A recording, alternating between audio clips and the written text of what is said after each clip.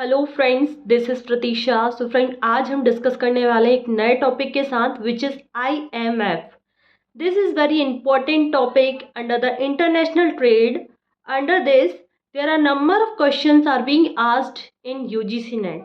World Bank और IMF बहुत ही इंपॉर्टेंट टॉपिक है जिससे numbers of questions are arises during UGC NET exam. तो ये जो कंटेंट है ये PG के लिए भी बहुत इंपॉर्टेंट है। E1, BCom, MCom, this syllabus is very much constant and taking number of questions from this.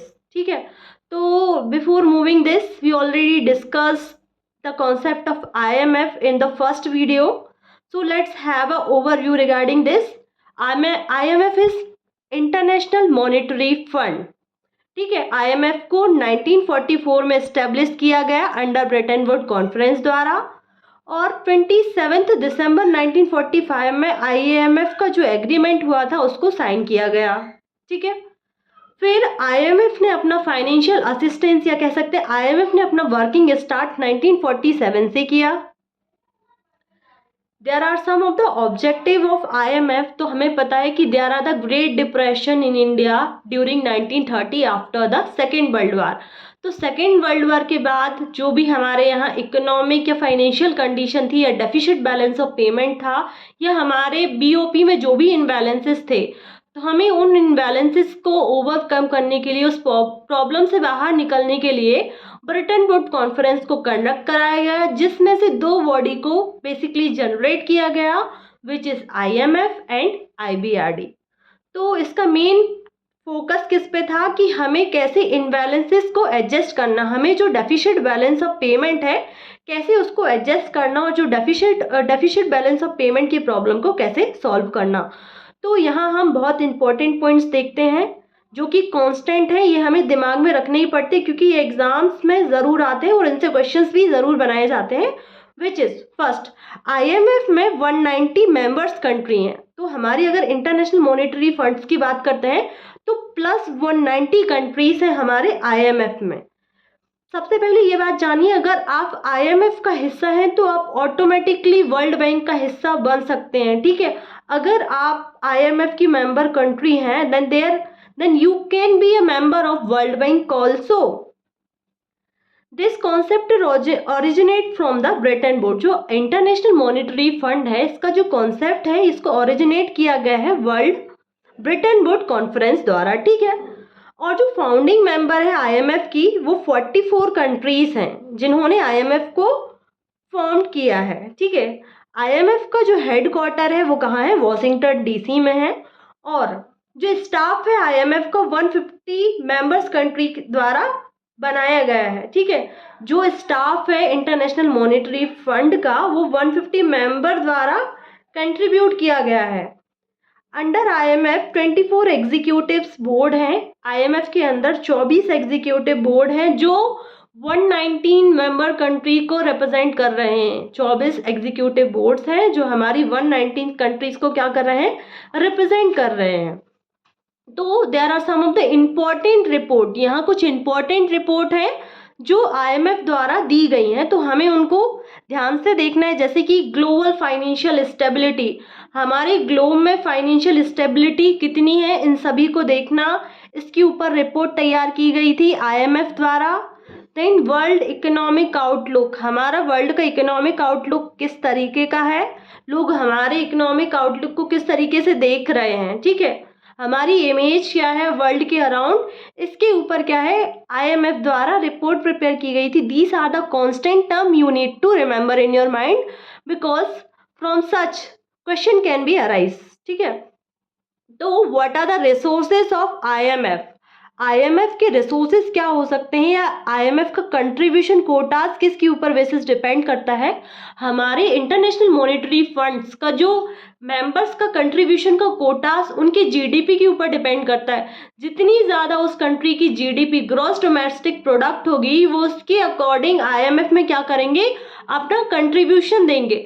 जितना ज़्यादा कंट्रीब्यूशन होगा उतना उनके पास वोटिंग पावर होगा। High quotas give you a high voting power in that IMF।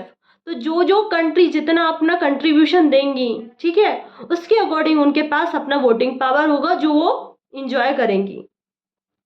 If we talk about the gold holding, तो it is essential for all the member countries. ये essential है सारी मेंबर्स कंट्री के लिए कि वो 25% Kota gold के फॉर्म में दें आईएमएफ को और रिमेनिंग खुद की अपनी ओन करेंसी के फॉर्म में दें। These are the constant term. These are the fixed. You need to remember this. ये कहा गया है गोल्ड होल्डिंग हर एक मेंबर कंट्री जो भी आईएमएफ का हिस्सा है उन्हें 25% कोटा गोल्ड के फॉर्म में देना पड़ेगा और जो रेस्ट होगा वो खुद अपनी करेंसी के फॉर्म में देंगी। तो I hope the resource of IMF is clear to you all. Now moves to the topic which is structure. Structure क्या है आपके आईएमएफ का, क्या आपके आईएमएफ को गवर्न करता है, किस स्ट्रक्चर से आपके आईएमएफ को गवर्न किया जाता है, we need to learn hair.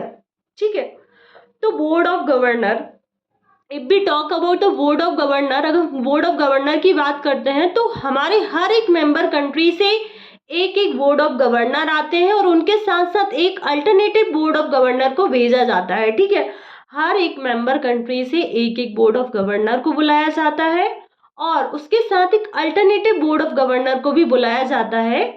So in that case अगर आपका जो बोर्ड ऑफ गवर्नर एब्सेंट होता है किसी भी मीटिंग में, ठीक है, तो उसके सब्स्टिट्यूशन में या उसके रिप्लेसमेंट में आपका जो अल्टरनेट बोर्ड ऑफ गवर्नर है उसके पास वोटिंग राइट रहता है। ठीक है, तो बेसिकली जो बोर्ड ऑफ गवर्नर होते हैं वो हमारे जो सेंट्रल बैंक होती हैं इंडिया में, जो सेंट्रल बैंक होती है ना, उनके गवर्नर को भेजा जाता है as a board of governor under IMF, International Monetary Fund में। एग्जीक्यूटिव बोर्ड्स की बात करते हैं, यहाँ 24 एग्जीक्यूटिव बोर्ड्स होते हैं। एग्जीक्यूटिव बोर्ड्स होते हैं जो कि हमारे 190 मेंबर्स कंट्रीज को रिप्रेजेंट करते हैं। पहले क्या होता है, बोर्ड ऑफ गवर्नर होता है, देन उसके बाद एग्जीक्यूटिव बोर्ड्स होते हैं। एग्जीक्यूटिव बोर्ड्स कितने होते हैं, 24 होते हैं, जो कि हमारे 119 मेंबर कंट्रीज को क्या करते हैं, रिप्रेजेंट करते हैं। उसके बाद क्या होता है, मैनेजिंग डायरेक्टर। मैनेजिंग डायरेक्टर्स होते हैं हमारी आईएमएफ की फंक्शनिंग को क्या करते हैं, मैनेज करते हैं, उसकी ऑपरेशंस को देखते हैं। After that deputy managing director, पहले मैनेजिंग डायरेक्टर, देन उसके बाद डिप्टी मैनेजिंग डायरेक्टर जो उसके नीचे काम करता है, then advisory committee. Under the advisory committee there are the 7 member who gives advice. ठीक है, एडवाइजरी कमेटी के अंदर बेसिकली 7 मेंबर्स होते हैं जो कि एडवाइस देते हैं मेंबर्स कंट्रीज को, जो कि आईएमएफ की मेंबर्स कंट्रीज होती हैं, उनको सजेशन देते हैं या एडवाइस प्रोवाइड करते हैं या सुपरवाइज करते हैं कि आप कितना सर्टन पोर्शन ऑफ अमाउंट किस सेक्टर में इन्वेस्ट कर सकते हैं in order to get the maximum rate of return, कि आपको ज़्यादा से ज़्यादा पैसा किस सेक्टर में लगाना है, in case of agriculture, in case of service sector, in case of manufacturing, so on. तो ये आपको क्या करता है, एडवाइजरी सर्विसेज प्रोवाइड करता है, which is advisory committee and it consist of 7 member. I hope the structure of IMF is clear to you all. Now moving to the next topic which is SDR. SDR which is Special Drawing Right. तो अगर हम SDR की बात करते हैं तो SDR क्या होता है, कि स्पेशल ड्राइंग राइट होता है। ये जो कॉन्सेप्ट है इसको 1969 में इंट्रोड्यूस किया गया। ठीक है, जो SDR है which is special drawing right, this concept is introduced in 1969. This is to be remembered because many of the time this question is asked. तो SDR को पेपर गोल्ड भी कहा जाता है। SDR is also called a paper gold. ये international reserve asset है। SDR क्या है, जो स्पेशल ड्राइंग राइट है, ये पेपर गोल्ड के फॉर्म में होता है। ये इंटरनेशनल रिजर्व एसेट है। जैसे कि रिजर्व एसेट्स जो हमारे पास रहते हैं in case of deficient balance of payment, अगर हमारा डेफिशिएंट बैलेंस ऑफ पेमेंट होता है या हमारे कैपिटल अकाउंट में कोई भी डेफिशिएंट होता है, तो हमारी जो आरबीआई है, गवर्नमेंट ऑफ इंडिया क्या करती है, उनके पास जो भी फॉरेन एक्सचेंज रिजर्व होते हैं या एसडीआर्स होते हैं, उनको क्या करती है, सेल करके हमारे डेफिशिएंट बैलेंस ऑफ पेमेंट, या कह सकते हैं हमारे करंट अकाउंट में जो भी डेफिशिएंट होता है या कैपिटल अकाउंट में जो भी डेफिशिएंट होता है उसको क्या करता है, एडजस्ट करता है। ठीक है, तो बेसिकली जो हमारा SDR है वो 5 नेशन की करेंसी से मिलके बना है, जैसे कि USD मतलब US डॉलर, UR मतलब euro, CNY which is Chinese yuan, JPY which is Japanese yen, and GPV which is pound sterling। मतलब SDR में सबसे मेजर कंट्रीब्यूशन हमारा US डॉलर का होता है, देन यूरो का होता है, देन चाइनीज युआन का होता है, Japanese yuan and JPV pound. In the sense मतलब जब जितना ज्यादा कंट्रीब्यूशन हमारा होता है उतना ज्यादा हमारे पास राइट होता है। I hope the concept of SDR, the concept of IMF, the concept of World Bank and the structure of IMF is clear to you all. So I hope if you have any doubts, so please ask me in comment section. Thank you for watching video and please stay connected for my upcoming video. Thank you so much.